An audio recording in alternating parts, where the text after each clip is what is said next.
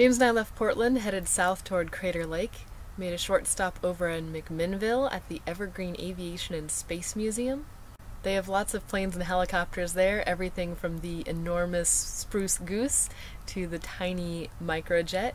They also have a space capsule and a simulated launch. And oddly, several motorcycles sprinkled about.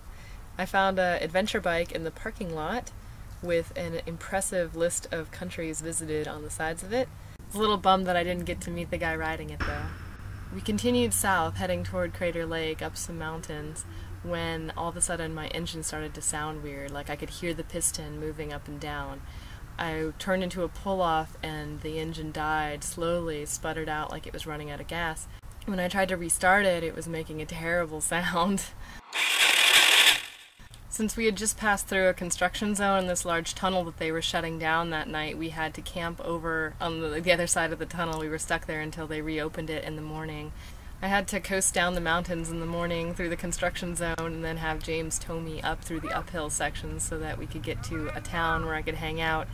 And we decided to get a rental truck to get us to Reno so my bike could be in the shop while I was at Burning Man. It really wasn't so bad being in a truck on the way to Reno. We ended up crossing a lot of plains. It rained for most of the time, and I was reading stories out of Cosmic Comics out loud so that we could keep each other entertained. It's a really weird and interesting book. If you've never read it, maybe check it out.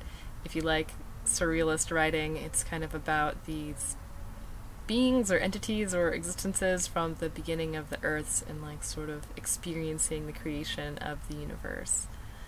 Reading is one of the things that I miss when I'm motorcycling, that you can't really read and ride a bike at the same time. Whenever I'm backpacking, I always do some of my best reading on planes and trains and stuff, waiting to get to a new destination. So that was nice, and we arrived in Reno. There's smoke everywhere from the Yosemite fires, and the sky looked insane. And we stayed there for a few nights at my friend Michelle's house. I dropped my bike off at a shop called Ride or Race. They said they'd do their best to have it ready for me when I was out of the burn. I really wanted to ride to the burn. I've never experienced the playa on a motorcycle before, so James had been debating about riding home or flying out of Reno anyway, so he decided to fly back to Texas from Reno, leave his bike there. I would ride it to the burn and back, and then my friend Dan would ride it back from Reno, and hopefully I would have my bike back from the shop. So that was our convoluted kind of plan to get that done. So with that all sorted out, I was off to the burn.